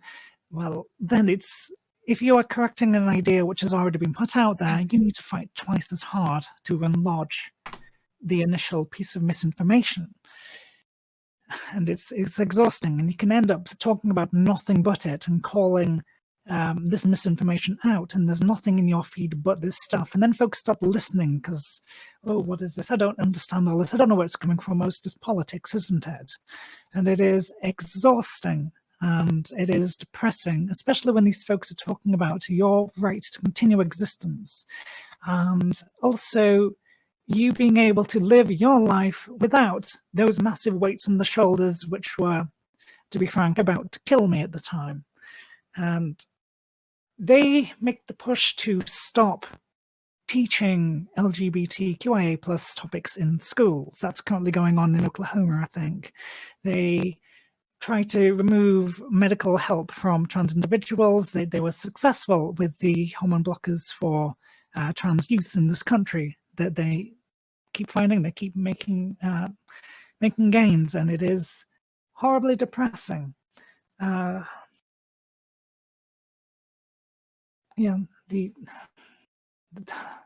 what is often going on is that word misinformation, and it's often misrepresenting laws which have been in there for like 20 years or more, safeguarding folks' rights to do as they should, and folks have not been affected by it. Folks who aren't trans, it's just there, and suddenly they can lie a little bit about what that law says and make a scandal out of it, and then get it revoked, and just slowly edge away trans rights.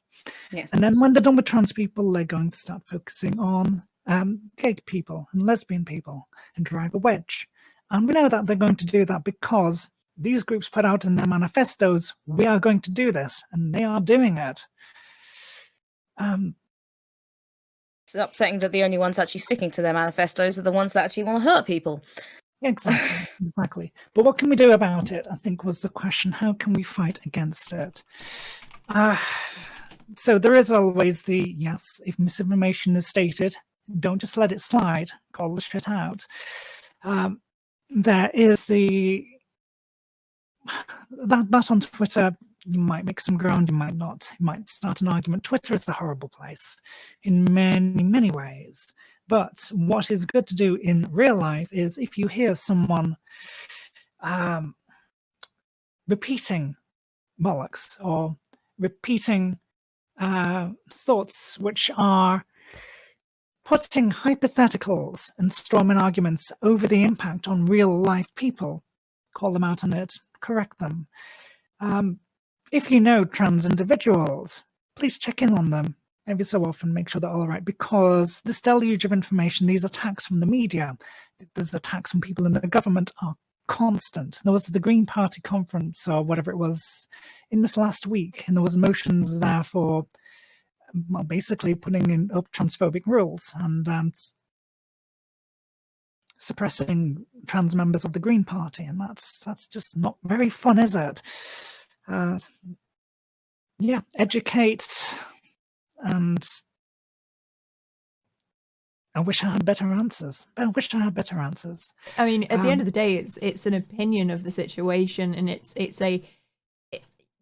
you shouldn't be expected to provide a step-by-step process of what to do. It was more of your thoughts and opinions on it, and if you don't have an answer, that's okay, because at the end of the day, people should be taking the initiative to look into it themselves, to utilize the major amount of information out there to educate themselves. But if we can point them in a direction, then that's also helpful. Yeah. So I think I'm hearing this crackling again. Is this any better? Yep, seems to be a little bit. I'm gonna have to do something about this box, aren't I? Yeah, hammer might be a good idea. Just take it out. Yeah. Take it out. I think just to add an addendum to what you've said, Kay, as well. Look to history, I think, personally, is something good to do, because trans people are the current scapegoat for a lot of issues. But if we look back in history, we've seen the exact same arguments being made initially with Black people and then with gay people. As another group actually starts to gain attention, there are people who are afraid, and there are people who think their rights may be affected. And there are those that will just use that argument to try and get those people on side. But as we're seeing with discussions about bathrooms, these are the exact same arguments that we saw previously with, well, if lesbians use the same toilet, will I start liking women? It's like, no. Well, if a Black person uses my toilet, do I become Black? No, you don't. And it's the exact same thing. It's the exact same argument every time. And I think if we look at how people that came before us worked to kind of change the information that was about and to start getting more, rights for people, hopefully we can continue to do the same. There will always be another scapegoat, unfortunately, but hey, if by the time we do it a third time and, actually start writing these arguments, we'll have a playbook by that point. It'll be a lot easier to actually help people get the rights that they need. And no, K-Dance, you are correct. It's not the exact same thing, but it is the same argument. It's, all three groups have been said about, what if they use water fountains? What if we use the same bathroom? What if they use our changing rooms? And that's why you had segregation in areas where certain people weren't allowed to go. So it may not be the same lived experience, but it is the same argument about each group.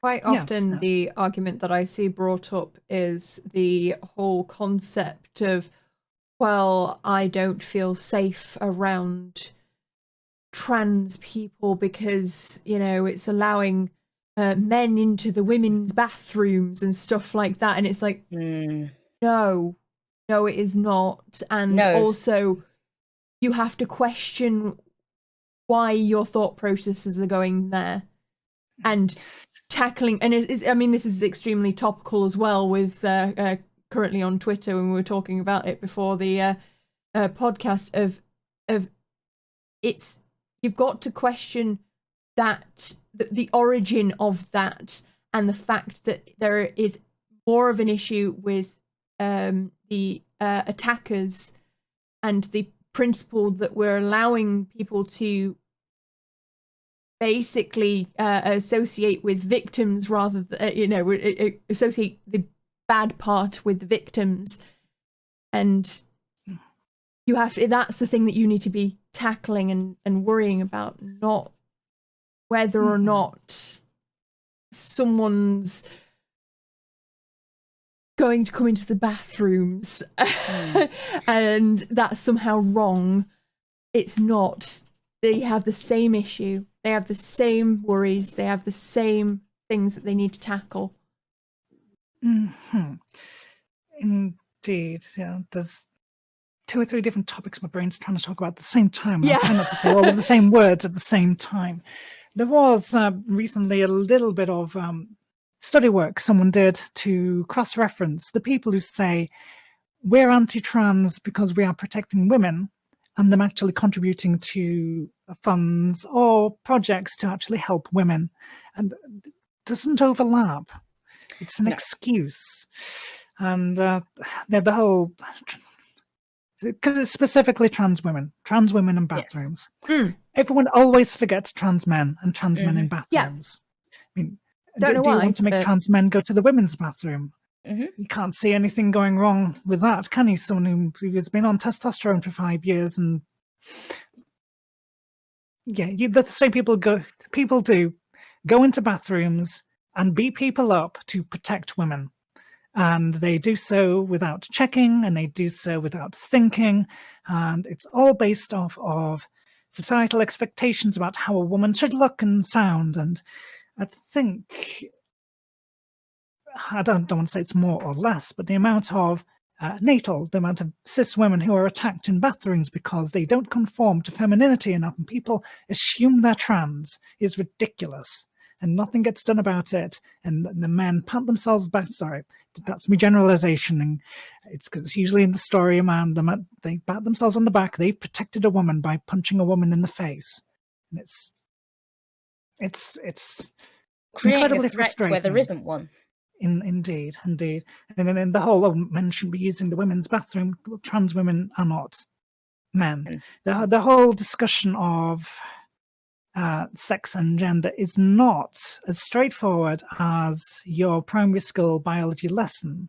Sex I think the best model of it so far is a bimodal distribution, and there are like 48 factors which lead into it. It is not exactly binary, and it's not exactly straightforward, and you should spend less time worrying about other people's genitals whilst you're going to the bathroom and more about what you're doing there. And I was going to say, surely you should be worried about your own genitals at that point, like, and where to direct them. Exactly. Like, why people are so preoccupied with what other people are doing while they're in the bathroom is, well, you might want to be questioning why you're so intrigued.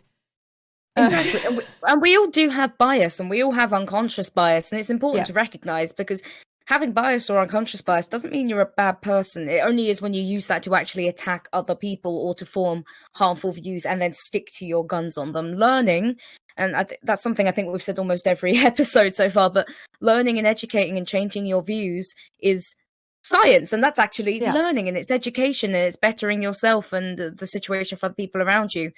So if you do find yourself with thoughts like, but what if, then maybe confront in yourself why that fear exists. If it's a founded fear, other people will share it and there will be ways to deal with it. If it's an unfounded fear, you are projecting your fear onto others and actually hurting people. It's not to say that because we're saying that this isn't an actual issue, as in the story that you're creating around the gendering of toilets, for example, isn't to say that there isn't an issue with men attacking women or vice versa or whatever. It's that the issues are completely separate and shouldn't be trying to place that on people that are actually tend to be the ones that are victimized. Exactly. The rates of violence against trans people, the rate of sexual assault against, so trigger warning there, the rate of all crimes against trans people is comparatively, proportionally very high compared to cis people. And yeah, it's not good. And we could do with a little more protection and a little less demonization. Yeah, if you're going to say that women need protection, you have to include all women, and you can't just include cisgender women in that. Then, so if anyone says, you know, they are femme or they are a woman or they are non-binary, but they choose to use women's bathrooms or something like that, they have to be included in this protections for women. Personally, I'm very upset that we're going backwards again, because we were moving forwards to just removing gendered toilets. We were moving towards that. And now we're going backwards again, and they're trying to revoke those. It's like, no, we've just got to that point where we're just not. But yeah, I think an optimistic view is society as a whole is still changing in the positive direction.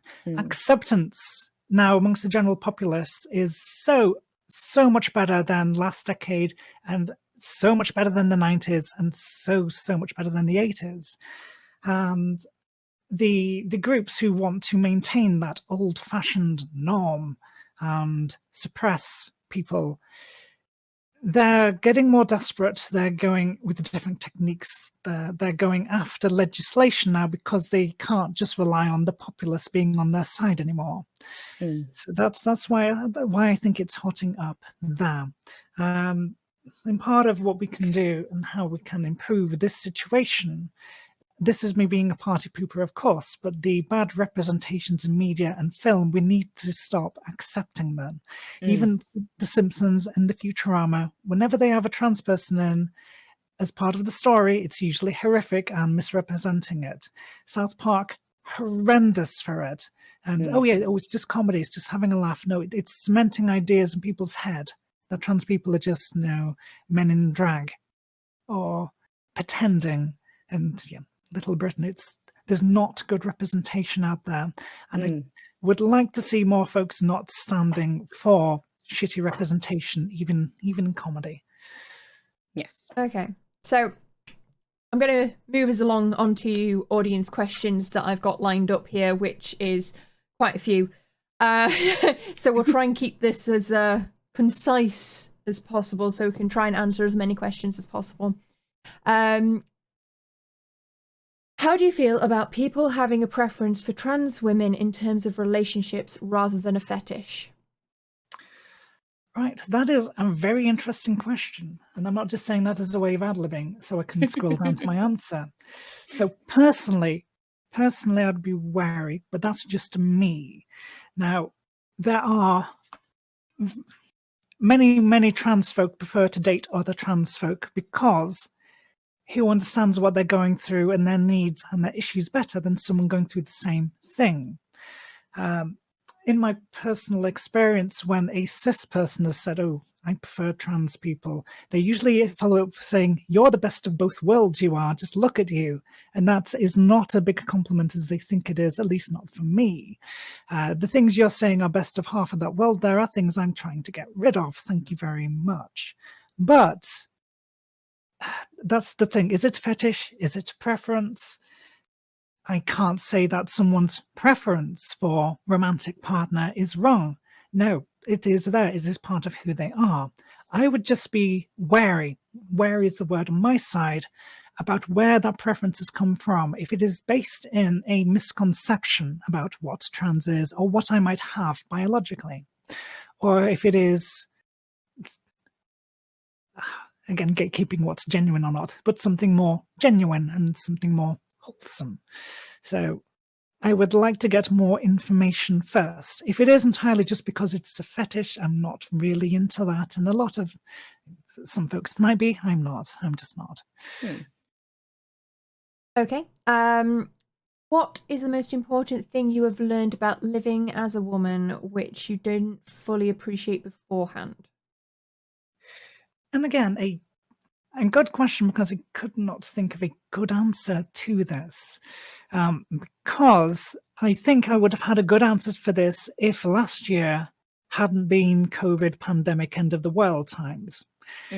Because I only started feeling comfortable enough to go, I'm going to go out, I'm going to start socializing, living my true social life now, and oh no, I can't go anywhere or interact with people too well. So I'm maybe about to discover that in the next few years or so. I think the only things I had written down were very low consequence anecdotes I had of, oh, that was nice, rather than anything truly impactful, I'm afraid. For example, folks are a lot more patient and understanding in the real world, and much more willing to strike up a random conversation with you in the supermarket or in the bathrooms. I didn't know that was a thing until now. The expected socializations of people, depending on if they fit in the binary male or the binary female, is very different. So there are still some things I am learning. For example, catching up with someone and having a chat if you bump into them in the bathroom, rather than you must never say a word in the bathroom. Not a very momentous answer, but... What is trans healthcare like in the NHS aside from the long waiting list? Yeah, so I can't answer that too well because as a part of my story there, I'm still in the waiting list. Now, I have known people who have gone through it and they've been very happy with how nice people have been, with their rate of being seen. Your experience may vary wildly if you're with the ones in London or the ones in Brighton or the ones in Wales, the ones in Leeds and Manchester.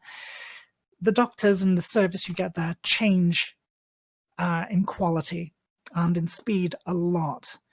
And so it is another gamble. It's a roll of the dice as to how that's going to go. For me, most of my stuff was thankfully handled quicker, but with the aid of capitalism. Okay. Oh, bye, Arthremus. It's all right. Oh, it's all right. I'm having... give me a second.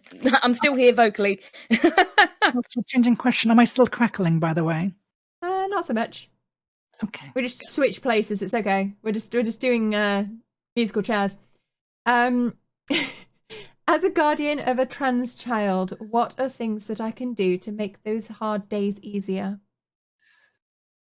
Yeah, that's easy. Again, a very, very good question, because there can be very, very, very hard down days, very hard down weeks, especially with things happening in the news, things happening with legal rulings, especially regarding puberty blockers, which I didn't get into before, but that is a hugely upsetting ruling for various reasons. But what can you do to help out? Other than be there to listen, and it depends what is the source of the down day. It could be just doing something to help distract them. I don't know if they're into video games or not, or for watching films together, just doing something together. Maybe not in the public eye, depending on what it is. Same as you do for anyone, trans or not.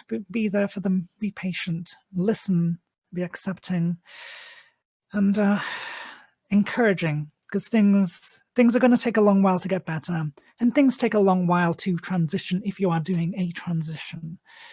So again, that's not a substantial answer other than be there. Yeah, I mean, that is a substantial answer. That that in itself is a substantial answer. It's, I mean, often for many situations, especially in the mental health situations and the mental load that is part of transitioning, just being there and being open to the issues and the need that person has is so important. With and I guess unconditional openness. And maybe based on what you were saying earlier, Kay, as well, I guess be aware of the impact your words are going to have, because children aren't dumb. They understand a lot more than we give them credit for, and will remember a lot more than we give them credit for. So I guess treat your child as a mini adult and actually listen to what they're saying and take them seriously. Mm-hmm. Exactly. Yeah, anecdotally, I used to drive my friends. I still do drive them potty, I think, with the, how do I sound today? Am I sounding right? Or my face is really, really bad today. The friend over there who went through the same thing, the one I mentioned before. How do you deal with it? What do I do to get rid of this feeling for the day? And like, there's nothing you can do. You need to ride it out, I'm afraid. And sometimes there is very little to do. There's not a magic pill or a magic button for that day, depending on what it is. So you've got it. You've got this. You can get through it, and give it time, and give yourself credit. Person who is going through this, give yourself a lot of credit, because you are tough as nails and you can do this. Okay. Scientific medical question, if you don't mind. Speaking of medical transitioning and medication, what part of the therapy did you find the hardest? Specific changes and or side effects that were a lot to handle? Right. So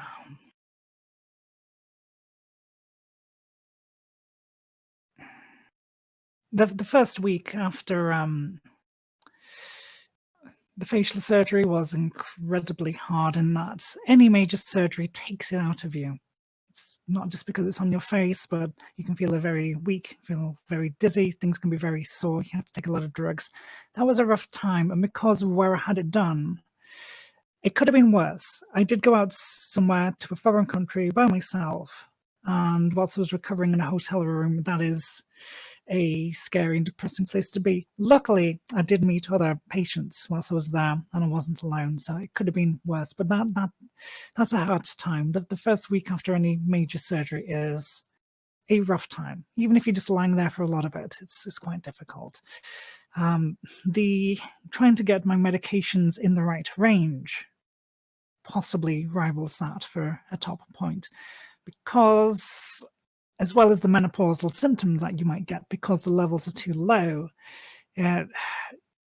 having the right levels of sex hormones does help regulate your mood quite a bit. And if they're too low, that can help spiral on to, well, other depressions, other anxiety.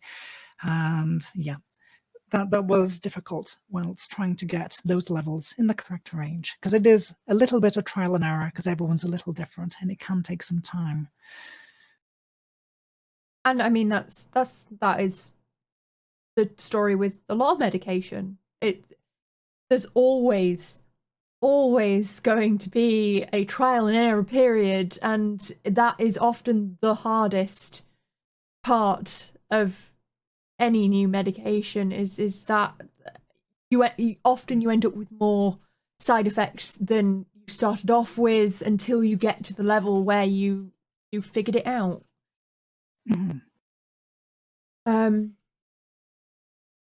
Okay, I think there's a question lost in the mix, but I do have another one. Do you think the education system is doing enough in terms of providing the education for younger people? I don't know. I wish I did. I've not been involved in schools and teaching for a while. And my only insight into this is what my nephews are being taught. And my nephews are more interested in Fortnite at the moment than chatting to me. So I believe they're getting better insights than they did when I was in school, which was a long while ago now. However, I guess the only thing I can really bring up is there's cases in academies in the UK, which are private schools, and there's cases in the US where they're trying to legislate this type of education out. They're trying to stop folks from having the capacity to have sympathy or empathy for folks going through it. They're trying to stop folks from knowing that this might be the cause of some of their troubles, and that is a worry. So there's always a counter protest against stopping those limitations, and hopefully they succeed. Yeah, all I could say is I believe these days it's better than 20 odd years ago. But it could still be better. Always be better. Always. Okay. On the front of people with mental disorders, how do you think these substantial changes in ways of understanding the world is having on them? Some don't care about sexual representation when they just want the world to stop changing to one they don't believe they grew up in. Okay. So I'm going to restate the question, and just in a way of asking, is that what you mean?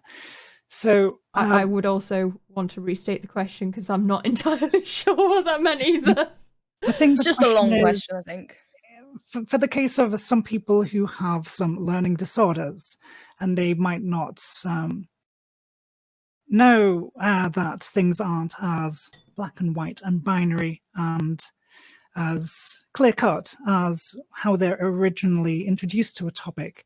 How are they supposed to be told this without them getting upset that things aren't how they were originally told, and that, oh, it's wrong because I was originally taught this? Yes, I kind of know. I don't work, or have not worked in schools which cater to kids with learning difficulties, learning disabilities. I do have friends who do work in them, and from what I can gather, they do a fantastic job at those schools, and the staff there are well trained and well experienced in how to broach this topic. As for how to discuss it to someone who is through all of that and maybe is later in life and doesn't want to learn, that is a difficult thing, because I don't think it is correct to suppress a people to make another group more comfortable, because that's something that they're used to. We should not be causing physical and real damage and danger to people just so that we can maintain a norm because it's convenient. And now, as Artemis mentioned about kids before, kids understand a lot more than you give them credit for. And folks just aren't, they're not just stupid, they'll never understand. No, that's very dismissive. That's not great. It is worth putting the effort in. It is worth being patient with, and hopefully letting the situation evolve. Yeah, so I've worked with autistic teenagers doing computer tutoring and things like that, and the subject did come up a little bit, mostly because they spent a lot of time on YouTube and YouTube comments and forums and that kind of thing, and I think there weren't really any issues, because although they may have had a preconceived idea, when I said, well, that might be incorrect because here's some other evidence, it wasn't that...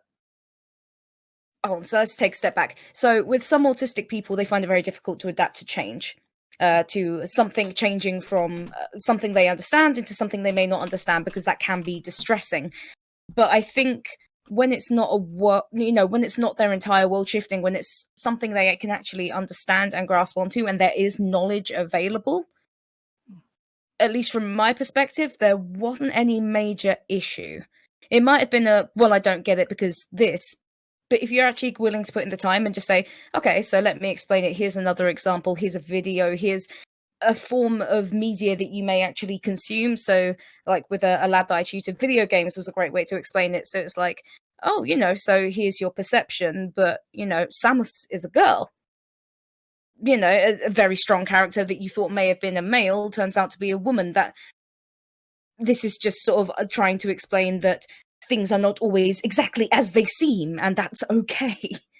And yeah, I think if you give people the opportunity to learn and to ask those questions without being upset by it, and to understand that people are trying, then I think I've never found any problems. I think the key with this is basically if you feel like you're of that age where things are difficult to adjust to,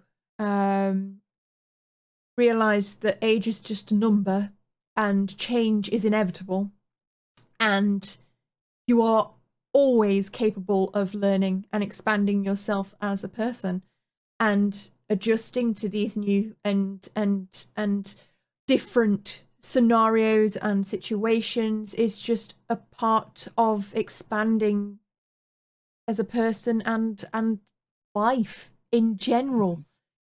Are you telling me that every time it comes round from to winter, you freak out? I mean,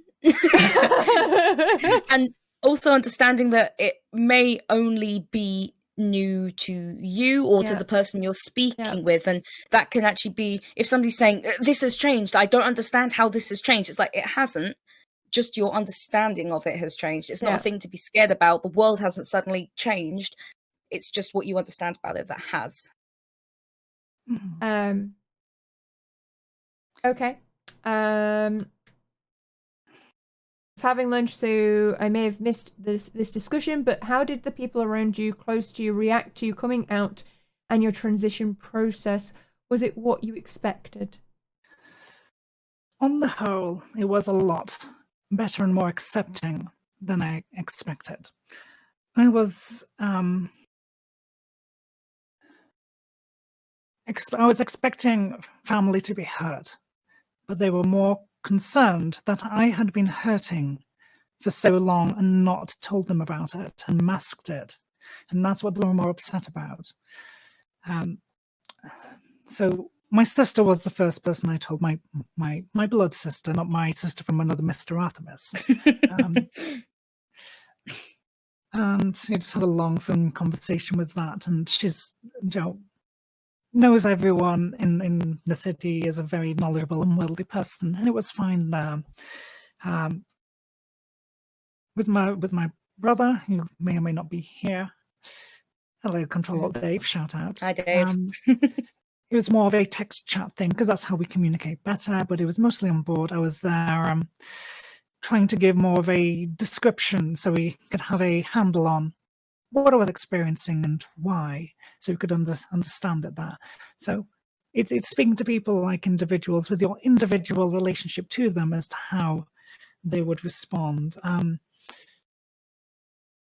At work, it was very, very straightforward. I'm very lucky that the place I work is very understanding and accepting and has had a lot of trans individuals go through the doors. And so it's a case of, hey, producer, this is kind of happening. Can I leave it with you for now? And say no more, say no more. And so that was fine. There were some difficulties with some friends not getting it immediately, and some people not wanting to talk about it. Some people you might find don't want to talk about it at all. They'd like to ignore it and continue going on as if nothing had been said, as if it's not an issue. And I tried doing that for a while. It's a bit like ignoring, the elephant in the room, I guess. But it is a part of yourself. That's their issue. Yes. You can't take it upon yourself to burden their inability to deal with things. I mean, it can create uncomfortable situations. Yeah. I can understand that. But try not to internalize it that they are having an issue. Like, that's they're the ones struggling with their own situation, and that's not your fault. Do not ever think that it's on you. You won't also be able to help if that is a thought pattern you have, and that's not necessarily me saying that to Kay, it's just sort of in general. But if that situation does come up, you may blame yourself, or you may take it upon yourself because it's a change that's happening with you, and maybe yes, it is their issue. I'd say it's worth trying to reach out to, if you do have a therapist, or to another person who may be knowledgeable, to try and understand how to deal with that, because you probably don't want to upset people around you, and if they are acting upset, you may feel bad about that. And while we can say it's not your fault, you may still not believe that. So do try and reach out to people who can help you get through the situation. Instead of just I'm understanding. Totally aware of that feeling. Absolutely. And it is really difficult, because as a a good person, you're going to be like, oh God, I don't want to be causing trouble for anyone. But although it's not fair that they put that on you, you have to deal with it the best way for you and for the relationship if you're wanting to keep it. So just do the best you can do. In the end, in this case, it was okay in the end. It just took some time and some adjustment period. As much as I would like to bang the drum and say everyone should accept everyone straight away, and everyone should, the reality is sometimes some folks can take a little longer. And I don't think there's a way of accelerating that other than being in a society where it is more known and accepted what the change isn't going to be anyway. And for the most part, coming out and telling people was me just changing pronouns on social media things, updating photos, and not actually mentioning that it was a thing, and let folks cotton on in their own time. Something like I did do. Way of doing it. Just, this is normal. My thing. I'm doing it. I don't need to tell all of you lots. I'm just doing my thing. And something I did do, and what I do regret a little bit though, is that I did do a massive social media cull before I did it. And maybe I was just too worried. Maybe I got rid of more people than I should have done. But it's something I had to go through at the time. But that sounds like it was for your own comfort. Like, if you didn't trust those people with that information in that very delicate period of time, like, I mean, that is going to be a very delicate period of time, no matter how confident you are with the process. You're still going to have those doubts and fears and worries. And if you didn't trust those people with that, then that is more than enough reason to cull and to just not deal with that. Okay, next question is from Bot. So, do you remember how I first approached you? I used replacement words for certain things. How do you feel about people using replacement words to avoid using trans-specific terminology? Do you feel fine being a trans woman first, or do you prefer being a woman and also trans when applicable? In terms of using the replacement words, I don't mind as long as the conversation, well, contextually, we know what we're talking about. I mean, any rules of grammar or spelling are fluid anyway, and differ vastly between different dialects and whatnot. And using replacement words just as a social way of chatting, yep, fine. As long as the person knows what you mean, that's all good. That's all good. As for that, the question on how do I identify, I think is the question there. Am I a trans woman? I'm a woman who tends to be, who happens to be trans. I wish I put more thought into it. Now, this sounds incredibly egotistical. I think myself not as woman or trans woman. I think of myself as K. I am me, the individual. And woman is a label which can be applied. That is a label with connotations. Some of those connotations are accurate, some of them aren't. I'm not the most feminine and delicate and princess and stereotypical of ladies, not at all. But still, that is a label which can be applied, and I don't mind it at all. I prefer it to the other potential binary labels by far. As for the describing as a trans woman or a woman, I do want to point out that trans in this case is an adjective, so is a totally separate word, of course. Trans woman altogether as a noun, not a good term. I'd recommend against using that, because that is separating women and trans women in a way they shouldn't be. But yeah, I don't mind being referred to or identifying as a trans woman if it's relevant to the context, to the conversation there. And I'm happy to be counted with such a adjective. I'm not hiding it. I'm not ashamed of it. I think this is the last question that I'd like to end on. Trans tag for Twitch. I felt like this was the much needed discussion that needed to happen. So, for those who may not know what this is, for the longest of time, trans content creators have been asking Twitch for a specific tag for trans. And that is because trans content creators and trans viewers like to seek each other out to make little communities, because these are environments where we don't have the worry, the pressure about masking certain aspects which attracts bad actors, or needing to try and represent, be a representative or whatnot. We just want to relax and be in an environment with people who understand. And in audio delay, is it at least coming through okay, or is it crackly? There's not been much crackle. It's okay. There has been delay, yeah. That's weird. Okay. So yes, I vote for the tag. It will aid us in finding representation and in finding some communities. And there's people saying, oh, we can't do that, it's just going to attract trolls. And we have the LGBTQIA plus tag, it attracts trolls.